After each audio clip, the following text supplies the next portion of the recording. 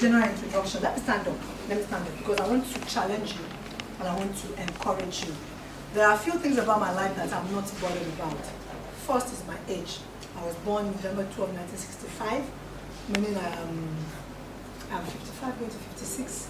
Yes, I think I'm correct. I'm a girl child like most of you.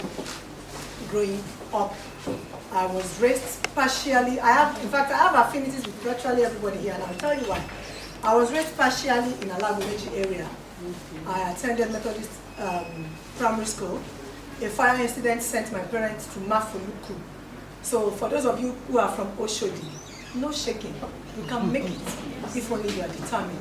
That's why I'm standing up for you to know that your background does not define you.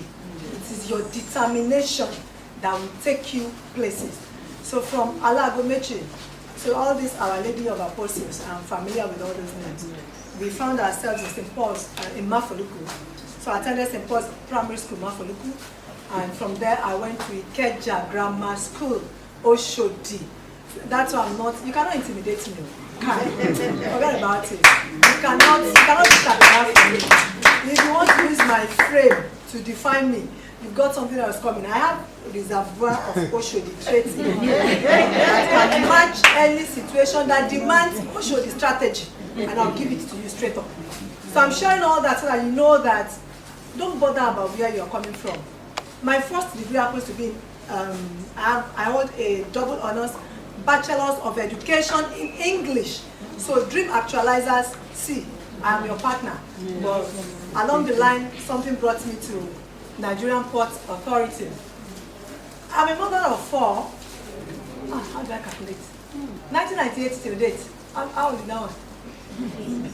Help me now. 23. That's my last born. So add 2 years and you get to the first born.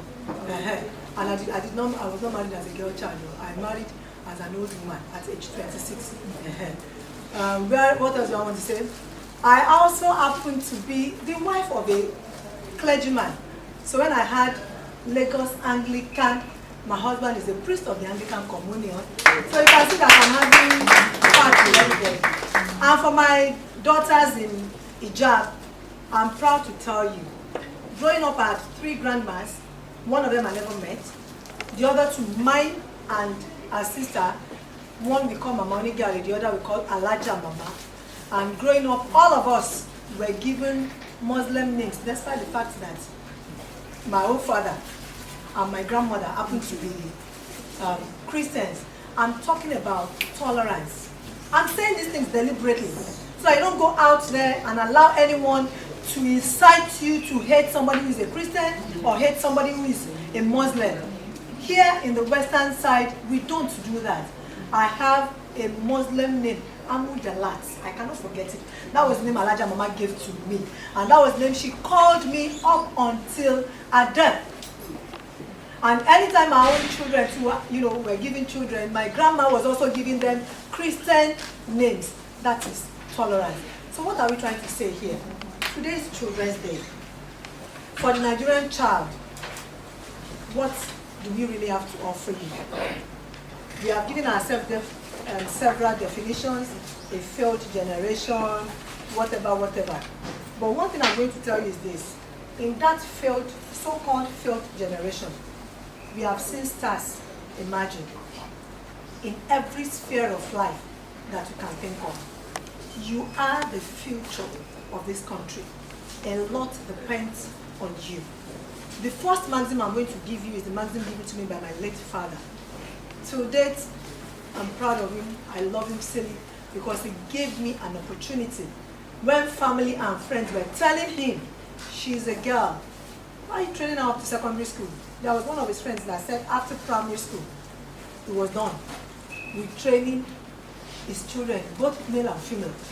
And by the time I finished secondary school, he still had some friends that were telling him, why send her to a university? She has tried. Why not just stop there? But he refused.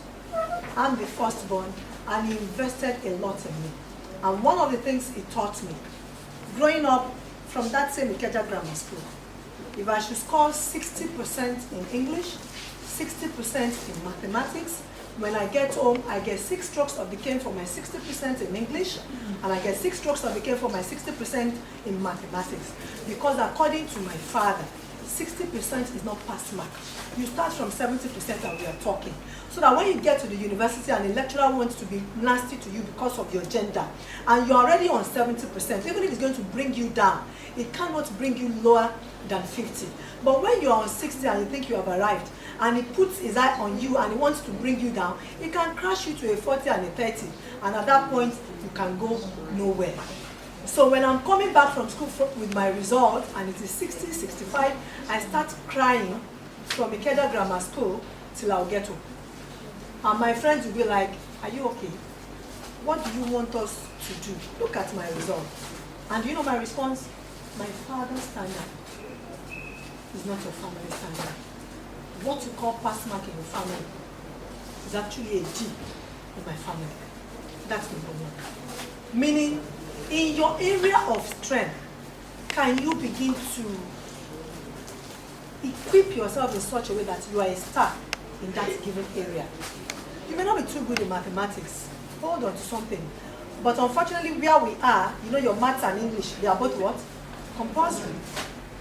So even if you are not too strong there, just make sure you push yourself so that you can get that basic C.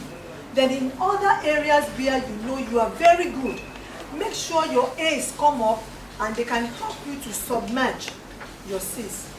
The second thing it taught me is the fact that let your work speak for you. Such that even if they do not like your face, the quality of your work will keep them looking for you when it matters most. And I am proud to announce to you that following that magazine has brought me in my 33 years of service in Nigerian Ports Authority to this position where I am today. By God's grace, I've occupied so many positions and I've served in so many locations. I'll give an overview of Nigerian Ports Authority. I think we should have some of those. Okay, yes. If you look to my left, what you have behind you, that building is the corporate headquarters of the Nigerian Ports Authority, MPA, 2628 Marina, Lagos. And the ones in boxes are the various ports. I've started talking to you now. Are the various ports that we have in Nigeria. There are 6 ports in all. We have the Lagos Port Complex here in Apapa. We have Tinkan Island Port Complex also in Lagos. For those of you who are familiar with Coconut, Trinity, it is in that axis, not too far from here. Those are the 2 ports in the Lagos area. We have 4 ports in the eastern area. We have the Rivers Port Complex. We have the One Port Complex. The 2 are in River State. We also have the Calabar Port Complex in Cross River State. And we have the Delta Port in Delta State, Warri. Coincidentally, I was port manager of Calabar Port for almost 3 years. And it was from there I was brought to Lagos Port Complex, being the premier port as port manager. We are governed by an executive management headed by a managing director with 3 executive directors. Those 3 executive directors are in charge of major areas of our activities. We have the executive director, Marine and Operations, who happens to be my direct boss. He's in charge of everything about water, everything about ship, everything about cargo, everything about movement of goods in and out of the port, all the ports. We also have the Executive Director of Finance and Admin, who is in charge of recruitment, is in charge of our public image out there, is in charge of our vehicles, is in charge of administration, and most importantly, is in charge of our finances. Thirdly, we have an Executive Director, Engineering and Technical Services. I wouldn't know how you came into the port, by road or by water. I keep telling Mrs. Williams this, when you pay a visit to the port and you come by water, I'm not impressed. You should come by water next time. When you are coming, please come by water. I've had a boat ride this morning and it was like, ma, the man was speeding. I said the man was not speeding. Because the one I had today was not the covered one. And in some cases, you have to be skipping the water and be moving us. From Marina to here, I will shock you. It's just about 5-6 minutes, max.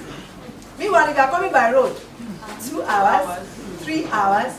So for those of us at this end, it actually makes sense for you to park at Marina and take the boat and come. So please, I'm challenging all of you. You are in Lagos State, and Lagos has more of water than land. One day, just go to Marina, take the ferry. Don't, if you like, don't come down. Just take the ferry to Apapa and sit down there and take the same ferry back to Marina. It is safe. You have Niwa, you must use your life jacket, and maybe that will make you to start having an interest in port operations. I will soon go to the slides as soon as they connect. So that's what we do. Now, what do we do in the port? Before 2006, Nigerian Port Authority is more or less called the master stevedore. Stevedoring means you will be talking about laborers, but we don't call them laborers. They are the workers who handle cargo in the port. We receive vessels, and those vessels you are seeing, I think an average should be like 5 or 6 story building. You are only seeing that one on top of water. Oftentimes, what is under the water is actually even longer than what you are seeing on the surface. So averagely, you are talking about a 6-story building, 7-story building inside, on top of the water, not inside the water, on top of the water. And what are these ships? They come in different categories. We have container vessels, and they bring containerized goods, meaning different types of items that have been put in a box in a container. These containers are of 2 sizes. We have the 2 major sizes. We have the 20-foot container and we have the 40-foot container. So if you go out and you see a truck carrying 2 containers at a go, that means that container is carrying 2 20-foot containers. But the shorter one is the 20-foot, the longer one is the 40-foot. We also have LCL, low bed containers. You know, if you are going through Lagos, there are places where you have bridges, and the truck with a container might not be able to pass because of those bridges. So we have low bed containers that the back of the truck is closer to the ground, unlike the regular ones. So when they are carrying containers, they can pass under the bridge. Now we have general cargo. General cargo means assorted, different things that are brought in by a vessel. We have dry bulk. Dry bulk would be something like cement, something like wheat, something like sugar. It comes in bulk. You know the way granulated sugar is. That is the way it is inside the ship. We also have liquid bulk. Liquid bulk will be talking about PMS, that is premium motor spirit, that we all popularly called petrol. It is PMS. We also have AGO, which is diesel, and we have DPK, which is kerosene. These are liquid bulk. They are because they are wet cargo. And how do we move them? For the liquid bulk, they are discharged via pipes or into tankers. For the dry bulk, we use grabbers and uppers to scoop, and the trailers are positioned and they pour inside the sided trucks.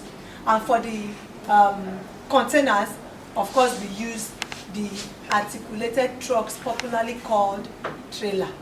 It is not trailer at our end, it is articulated truck.